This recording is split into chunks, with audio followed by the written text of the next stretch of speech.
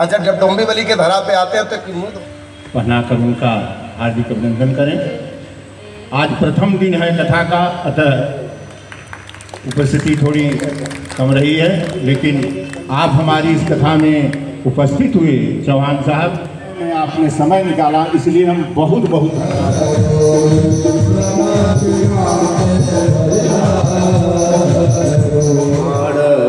जगदीश्वर। ओम पुराण पुरुषोत्तमाय जय जय श्री राधेश्य नमः पार्वती पतये हर हर महादेव। आध्यात्मिक मानव विश्व कल्याण ट्रस्ट की तरफ से पिछले 13 सालों से जो यहाँ पे भगवत कथा का आयोजन हो रहा है और काशी की धरती से आप महाराज की धरती पर आकर ये जो कथा कह रहे हैं, उसके बारे में आप क्या कहना चाहते हैं? जी देखिए, पहले तो हम आध्यात्मिक मानव विश्व कल्याण ट्रस्ट को बहुत बहुत साधुवाद धन्यवाद देते हैं।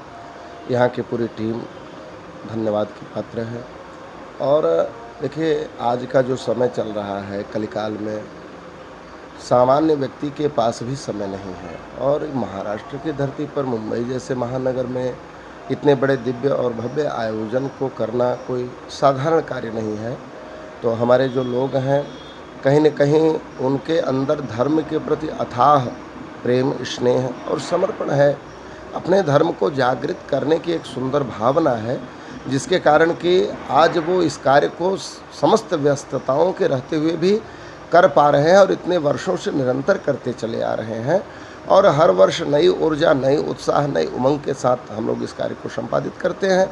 क्योंकि ये टीम जो है बड़े ही भावनापूर्ण तरीके से और समस्त क्षेत्र के लोगों को जोड़ करके काम कर रही है। तो इसलिए कहीं न कहीं हम आध्यात्मिक मानव विश्व कल्याण ट्रस्ट के लोगों को साधुवाद, धन्यवाद और आशीर्वाद भी देना चाहते हैं।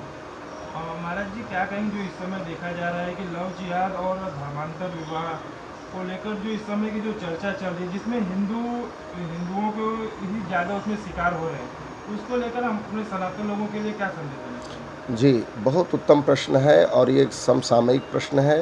ये चर्चा का विषय है और इस पर खुल कर के चर्चा होनी चाहिए। जिस तरह से हमारी सरकार इस विषय में संवेदनहीन रही है और इसको बहुत तुच्छ, छोटा सा विषय समझ करके कार्य किया जा रहा है, जबकि यह बहुत विशाल रूप ले चुका है और आने वाले समय में यह हमारे समाज के लिए आत्मघाती प्रतीत होगा, इसमें कोई संदेह नहीं। यदि आज हम इसके लिए डट करके खड़े नहीं होते, हम सबको इसके लिए प्रयास करना होगा, चर्चा करना होगा, खुल करके अपनी माताओं से, अपने बहनों से, अपने बेटियों से हमें इस बात पर चर्चा करना होगा कि वो 35 टुकड़ों में न कटने जाएं, बल्कि अपने जीवन को सुंदर और व्यवस्थित करने के लिए अपने ही धर्म में रहें, अपने संस्कारों में रहें, अपने विचारों में रहें। क्योंकि जहाँ कोई विचार ही नहीं है, जहाँ देह, स्त्री केवल एक भोग की वस्तु है। हमारे यहाँ तो स्त्री की बहुत बड़ी मान्यता है, वो घर की लक्ष्मी बोली जाती हैं, उन कन्याओं का हम पूजन करते हैं, हम तो बहुत आदर देते हैं, लेकिन उनके यहाँ केवल भोग की वस्तु है। तो हम ये निवेदन करेंगे अपने आने वाली पीढ़ियों से, भविष्य के युवान बहनों से, बेटियों से, कि आप सब एकदम जागृत रहिए और ऐसे किसी भी जंजाल में कभी भी गलती से नहीं फंसे। और कहीं गलती से हो गया कोई बात तो कृपा करके आप अपने ही समाज में, अपने ही धर्म में रहें, यही सबसे सुंदर बात मानी जाएगी। आप युवा पीढ़ियों को क्या संदेश देना चाहेंगे? जी, बहुत सुंदर बात है, क्योंकि युवा ही भविष्य है और भविष्य हमारा यदि अंधकार में होगा तो हमारे कार्य का कोई तात्पर्य नहीं है। पिता कितना धन कमा ले, लेकिन यदि पुत्र योग्य नहीं है तो उसका कोई महत्व नहीं रह जाता। इसलिए युवा पीढ़ी से हमारा नम्र निवेदन है कि वो शिक्षा ग्रहण करें। देखिए, आज जो शिक्षा चल रही है वो अर्थोपार्जन की शिक्षा, अर्थनीति की शिक्षा चल रही है, लेकिन बच्चों को नैतिक शिक्षा, जो नैतिकता का ज्ञान है, जो शास्त्र का ज्ञान है, जो हमारे संस्कारों का ज्ञान है, ये उनके अंदर हृदय में प्रवेश करना चाहिए और आचरण व्यवहार में ये आना चाहिए। क्योंकि यदि ये आचरण और संस्कार ठीक नहीं है तो करोड़ों अरबों कमा लें, लेकिन उनके कमाई का कोई मतलब नहीं है, क्योंकि उन्हें इसका ज्ञान नहीं हो पाएगा कि जो धन कमाया है उस धन को कमा करके हमारा व्यवहार और आचरण कैसे ठीक होना चाहिए। इस ज्ञान के लिए उन्हें निश्चित रूप से अध्यात्म का मार्ग ग्रहण करना चाहिए। संत हैं, वो महाराज की धरती पर आकर श्रीमद् भगवत कथा का लोगों को संदेश दे रहे हैं, उसके बारे में आप क्या कहना चाहेंगे?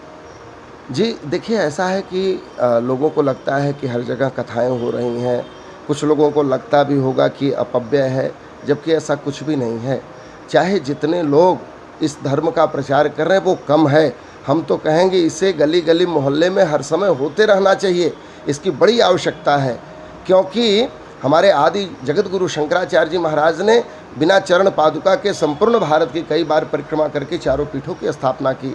हमारे बड़े बड़े संत ऋषि महर्षियों ने, संत एकनाथ, संत नामदेव, गोरा कुम्हार, जनाबाई, ऐसे अनेकानेक नाम हैं जिन नामों को हम ले तो ये शायद समय कम पड़ जाएगा और हमारी वाणी कम पड़ जाएगी। तो ऐसे संतों ने कितना कष्ट सह करके धर्म का प्रचार किया। अंग्रेज आए, यवन आए, हूण आए, शक आए, मुगल आए, लेकिन हमारे संतों ने ही इस धर्म को बचा करके रखा। इसलिए हमें चाहते हैं कि इस धर्म का प्रचार जितना ज़्यादा से ज़्यादा, अधिक से अधिक संख्या में हो सके, हम सबको मिल करके करना और कराना चाहिए, ये बहुत आवश्यक है। इस कड़ी में दो नाम जुड़ गया है, बागेश्वर बालाजी का और देवकीनंदन ठाकुर जी का, जो आए दिन मुंबई में कार्यक्रम होते रहे। जी देखिए, ऐसा है कि ये जो आपने नाम लिया श्री बागेश्वर धाम जी और श्री देवकीनंदन महाराज जी, मैं समझता हूँ कि कहीं न कहीं ये दोनों लोग धर्म के प्रचारक हैं और धर्म के अग्रदूत हैं, इसमें कोई संदेह नहीं है।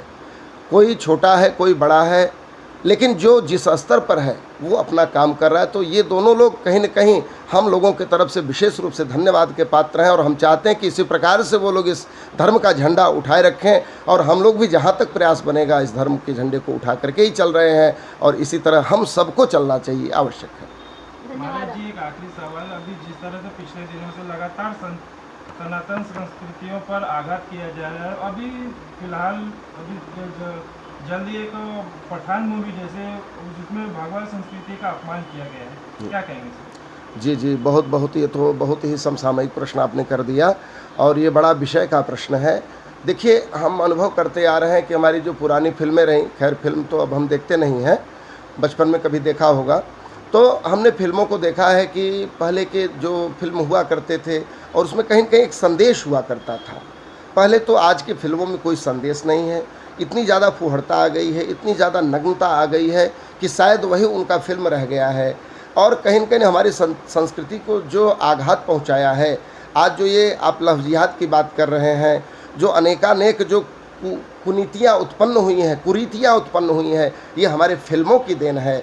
और मैं निवेदन करूंगा, मैं फिल्म बनाने वालों को ऐसा नहीं कहता कि नहीं होनी चाहिए, फिल्म बननी चाहिए, ये भी आवश्यक है, ये भी समाज का एक मनोरंजन है, अंग है, लेकिन वो उनको ये ध्यान रखना चाहिए कि केवल हिंदू धर्म, सनातन धर्म पर प्रहार करके वो कोई अच्छा काम नहीं कर सकते। अन्य धर्मों के बारे में कभी वो कोई, अभी जैसे पीके मूवी आई थी, पठान आ रही है और ओ माय गॉड, ऐसे बहुत से फिल्में आई जो कि हमारे समाज के लिए घातक हैं और उनको हमारी भी संवेदनाओं का ख्याल रखना चाहिए। हिंदू धर्म का क्या महत्व है और उनकी क्या महत्व, हमारे हर कार्य में कुछ न कुछ वैज्ञानिक सिद्धांत छुपे हुए हैं। हमारा कोई कार्य यूं ही नहीं है कि हम यूं ही बोल रहे हैं, उठना बैठना, सोना, स्नान करना, चलना फिरना, जीवन के अंग हर वर्ण का, हर 25 वर्ष तक बालक क्या करे, फिर 50 वर्ष तक क्या करे, 75 वर्ष की आयु तक क्या करे, 100 वर्ष में, ये हमारे यहाँ हर चीज़ का एक नियम है और वैज्ञानिक नियम है। ये बात शायद उनको पता नहीं है, तो मैं निवेदन करूँगा कि वो कोई फिल्म बनाने के पहले हमारे सनातन पद्धति को स्वाध्याय करें, अध्ययन करें, लोगों से ज्ञान लें और अच्छी फिल्में बनाएं जो समाज में अच्छा संदेश दें। हमारी ऐसी शुभकामना उनके लिए है, ऐसा सुंदर आदेश और भाव है।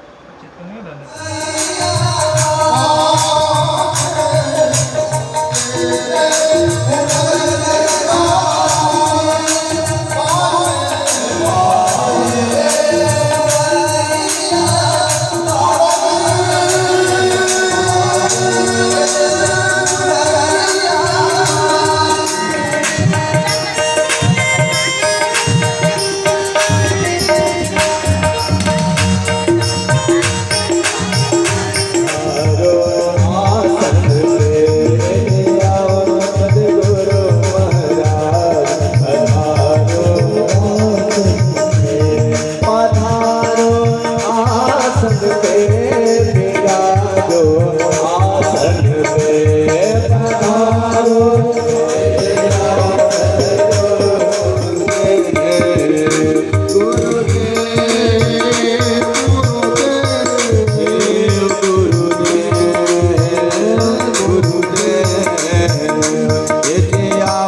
इति आओ सतगुरु महाराज पधारो आसन पे इति आओ सर, विगत 13 वर्षों से डोंबिवली में आप श्रीमद् भागवत कथा का आयोजन कर रहे हैं, इसके बारे में आप क्या कहना चाहेंगे? आध्यात्मिक मानव विश्व कल्याण द्वारा डोंबिवली शाखा द्वारा विगत 10 वर्षों से यहाँ पे निरंतर एक में डोंबिवली पश्चिम की एक में श्रीमद् भागवत कथा है और यह 10वां साल है और बड़े हर्ष उल्लास के साथ हम लोग यह कथा में भाग लेते हैं और पूरे डोंबिवली के ईस्ट वेस्ट सब लोग आते हैं कथा में।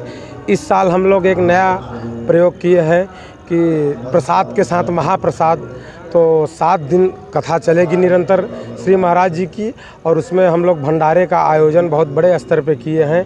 तो भंडारे के साथ श्रीमद् भागवत कथा में जो लोग आएंगे सब उसका लाभ लें और 7 दिन यह गंगा निरंतर भागवत की बहती रहेगी।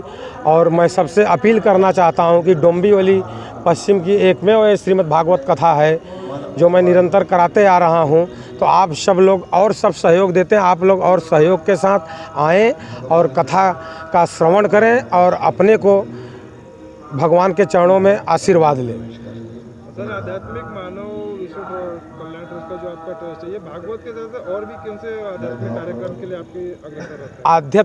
आध्यात्मिक मानव विश्व कल्याण और बहुत बड़ी संस्था है, पूरे इस समय इंडिया में काम कर रही है, हर क्षेत्र में इसके लोग सब जगह हैं। आध्यात्म से ही कार्य यही चलता है। आगे इसका ये है कि बच्चों के लिए जो छोटे छोटे बच्चे हैं, कुपोषित बच्चे हैं, उनके लिए कार्य किया जाए। गौशाला के लिए ऐसी ज़मीन हम लोग को कुछ अधिग्रहित हमारे मिली है, अभी उस पर कार्य आगे से होएगा। नासिक में भी ज़मीन कुछ मिली है और वाराणसी में भी कुछ मिली है, तो आगे इस पर गौशाला खोलने का सबसे बड़ा प्रयास रहेगा कि किया जाए। सर, हिंदी भाषा को लेकर भी आप बच्चों में प्रोत्साहन देते रहते हैं, इसके बारे में क्या कहेंगे? हिंदी भाषा ऐसा है, सबको आना चाहिए और हिंदी अपनी मातृभाषा है तो सबको बोलना चाहिए, समझना चाहिए। हिंदी ऐसी भाषा है तो ये सबको जोड़ती है, जोड़ने वाली भाषा है, तो इसके लिए हिंदी के बारे में हम लोग ज़्यादा से ज़्यादा उसका प्रसार करते हैं। सनातन संस्कृति को लेकर किस तरह से आप युवाओं को संदेश देंगे? अभी देखो युवा यहाँ पर इतने सारे युवा आते हैं, अभी आपको दिखेंगे, अभी तो कथा चालू हुई है।